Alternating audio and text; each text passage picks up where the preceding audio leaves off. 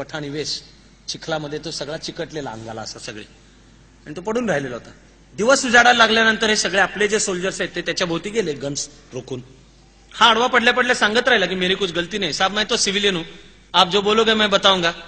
मला उलट मी तुम्हाला जास्ती माहिती सांगतो. कर्नल बाली त्याच्यापर्यंत आला. पुन्हा कर्नल बालीला निर्णय घ्यायचा एका माणसाच्या जीवाविषयी. तो पडल्या पडल्या आरडाओरडा करतोय, त्याचा आरडाओरडा ऐकला सगळा. कर्नल बाली मग याला म्हणाला की साले आज तो तू बच गया, चल इसको छोड़ देते हैं. म्हणून तो निघाला. तेवढ्यात त्याच्या सेकंड इन कमांडने त्याच्या पाठीवर हात ठेवला आणि तो म्हणाला, साहब ये 5 लोग थे, हमने 4 को तो मार दिया, इसको जिंदा छोड़ के क्या करेंगे. कर्नल बालीनी त्याच्याकडे 1 मिनिटभर पाहिलं, डोळ्यात डोळे, आणि फायनली आपल्या सेकंड इन कमांडला ऑर्डर दिली, किलिम. त्याच्या कपाळाच्या मध्ये पिस्तूल ठेवून त्याला मारण्यात आलं. पण मारल्यानंतर जेव्हा त्याचं प्रेत पालथं केलं तेव्हा मागे फुल्ली लोडेड AK-56 होती. त्यानंतर 5वीच्या प्रांतीची प्रेत ताब्यात घेतली, त्या सगळ्यांच्याकडे AK-56 होती. दहशतवादाशी लढाई म्हणजे किती गुंतागुंतीची आहे. आणि इथे पुण्या मुंबईमध्ये एअर कंडिशन खोल्यांमध्ये बसून ज्यांना दहशतवाद्यांच्या ह्युमन राईट्सची काळजी असते, ज्यांना फाशी जाणारा धनंजय चॅटर्जी म्हणजे कोणतरी संत पुरुष लागून गेला असं वाटत असतं, त्या मीडियाला हे शिकवलं पाहिजे. ते असो हे जे स्वयंघोषित काही इंटलेक्च्युअल्स आहेत. अवघड आहे ही लढाई, याला सावध समाज आवश्यक आहे. हा कमांडिंग ऑफिसर होता कर्नल बाली, चंडीगडच्या जवळ राहणारा, आणि युद्ध सुरू झालं त्यावेळेला रजेवर होता. त्याला आर्मीनी इन्स्ट्रक्शन पाठवली की ताबडतोब ड्युटी जॉईन करा. आर्मी एवढंच सांगत असते, कसे या, हे तुमचं रिझर्वेशन, तुमच्याकरता AC 2 टायरे वगैरे काही नाही, या तारखेला इतक्या वाजता यायचं. You are to do or die and never to ask why. हे लॉर्ड टेनिसनच्या विश्वविख्यात एका अजरामर कवितेतली ओळ आहे. Into the valley of death rode 600. क्रिमियाच्या युद्धामध्ये एका युनिटला चुकीची ऑर्डर मिळाली. 600 जण, त्यांना माहित होतं ऑर्डर चुकीची आहे, but they followed it. Lord टेनिसननी ती अजरामर कविता करून त्यातली ही ओळ आहे, you are not to ask why, you are but to do or die. तसा हा कर्नल बाली अंगावर पूर्ण युनिफॉर्म घालून चंदीगडच्या रेल्वे स्टेशनवर आला आणि त्यांनी स्टेशन मॅनेजरला विचारलं की मला असं असं आहे, मी ड्युटीवर चाललोय, हे माझे इन्स्ट्रक्शन, मेरे लिए 1 सीट का इंतजाम करो. असं म्हणल्यावर तो स्टेशन मॅनेजर म्हणाला की साहब क्यों नहीं, हो सकता है 1 सीट का इंतजाम, लेकिन पहले हमारे चाय पानी का बंदोबस्त करो. कर्नल बालीने हे ऐकलं आणि तो त्या स्टेशन मॅनेजरला म्हणाला, अभी तेरे चाय पानी का इंतजाम कर देते. म्हणून त्यांनी खारखन थोबाडीत मारली त्याच्या. मला अर्थात आनंद वाटलाच, पण अशी थोबाडीत प्रत्येक जण नाही मारू शकत. भुसावळच्या जवळच्या गावात लान्स नाईक बाबूसिंग राजपूत राहत होता. त्याला पण आर्मीचं वॉरंट आलं, तो पण निघाला. घरात फक्त वृद्ध आईवडील, त्यातले वडील आजारी, म्हणून त्याने आईवडिलांना टेम्पो ट्रॅक्समध्ये भरलं. त्याचा प्लॅन भुसावळमधल्या हॉस्पिटलमध्ये आईवडिलांना रवाना करायचं आणि मग भुसावळमध्ये जी ट्रेन मिळेल पुढची ती घेऊन ड्युटी जॉईन करायला जायचं. भुसावळच्या बाहेर वर्दीतल्या 6 पोलिसांनी बाबूसिंग राजपूतला पकडलं आणि म्हणाले, ही ट्रॅक्स प्रवासी वाहतुकीची नाही, त्यामुळे तुला दंड पडणार.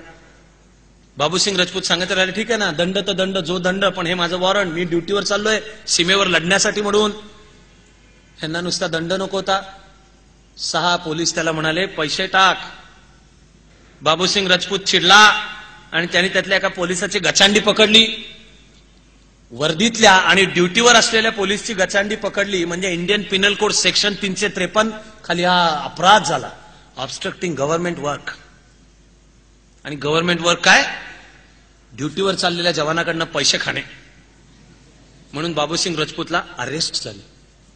ती रात्र बाबूसिंग राजपूतनी पोलीस कस्टडीत काढली. दुसऱ्या दिवशी त्याला मॅजिस्ट्रेट समोर हजर करण्यात आलं. मॅजिस्ट्रेट शहाणा असला पाहिजे. मॅजिस्ट्रेटने बाबूसिंग राजपूतला सोडून दिलं. बाबूसिंग राजपूत घरी गेला आणि विष घेऊन त्याने आत्महत्या केली. पाकिस्तानच्या गोळ्यांचा जो बेदरकारपणे सामना करू शकत होता, ज्याचा पराभव पाकिस्तान करू शकत नाही, त्याचा पराभव आमच्याच देशातला भ्रष्टाचार करू शकतो. गाईसालला त्याच वर्षी एक ऍक्सिडेंट झाला. ऍक्सिडेंटमध्ये 550 जण मेली. 550तली 450हून जास्ती जण ईशान्य भारतामध्ये ड्युटीवर चाललेले भारतीय जवान होते. एकाच रुळांच्या वर समोरासमोरून आलेल्या 2 फास्ट ट्रेन्स आल्या आणि टक्कर झाली. कशा आल्या, दिल्लीकडून आसाममध्ये जाणारी जी ट्रेन अप ट्रॅकवरनं जायला पाहिजे होती ती डाऊन ट्रॅकवरनं आली. त्याच वेळेला डाऊन ट्रॅकवरनं दुसरी ट्रेन होती. ज्या स्पॉटला गाईसाला ऍक्सिडेंट झाला त्याच्या 3 स्टेशन्स अलीकडे 90 किलोमीटर अंतर ही चुकीची ट्रेन क्रॉस करत आली आहे.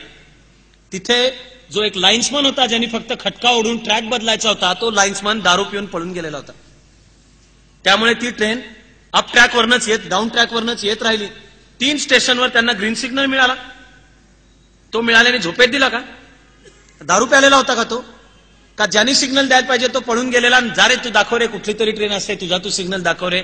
कर्तव्य चुकवणारं राष्ट्र, ज्याची ख्याती हजारो वर्षांच्या वैभवामध्ये जर असेल की ही माणसं दिलेला शब्द पाळणारी आहेत, आपलं काम करणारी आहेत. ऍक्सिडेंट 450 भारतीय जवान मेले. आता मी तुम्हाला सांगतो की कारगिलमध्ये भारतीय जवान किती मेले. ती संख्या 364. 1.5 महिना जी लढाई चालली त्या लढाईमध्ये मेले 364. एक दिवस ड्युटीवरनं लाईन्समन पळून गेला आणि तिघांनी चुकीचा सिग्नल दाखवला. अपघातामध्ये मेलेले भारतीय जवान आहेत 450. आपला जास्ती मोठा शत्रू पाकिस्तान नाहीये, चीन नाहीये. आज आम्ही आमचे जास्ती मोठे शत्रू होऊन बसलेलो आहोत आणि युद्धाच्या कहाण्या ऐकायच्या आणि पराक्रमाचे विचार करायचे. याचा अर्थ सगळ्यांनीच लष्करात गेलं पाहिजे असं नाही. आपण जगतो हा क्षण लढाईचा क्षण आहे. आम्ही चाणक्य मंडलमध्ये त्याचं एक सोपं उत्तर शोधलंय. सगळ्यांनी आर्मीत जायचंय काय? नाही जायचंय. पण सगळे करू शकतात असं काय आहे? तर आम्ही स्वतःला ओळखू शकतो. ते ओळखून कामाचं क्षेत्र निवडू शकतो. त्या क्षेत्रात उत्तम आणि प्रतिभावंत काम करणे हीच देशसेवा आहे.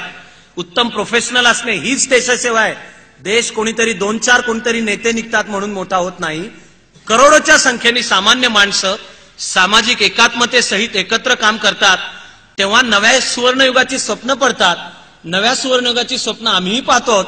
या कथा ऐकायच्या असल्या तर त्या सगळ्या आपणही पाहूयात आणि म्हणून ती नव्या सुवर्णयुगाची स्वप्न आठवत या ओळीची एकत्र आपली प्रार्थना आता सुरू करूयात.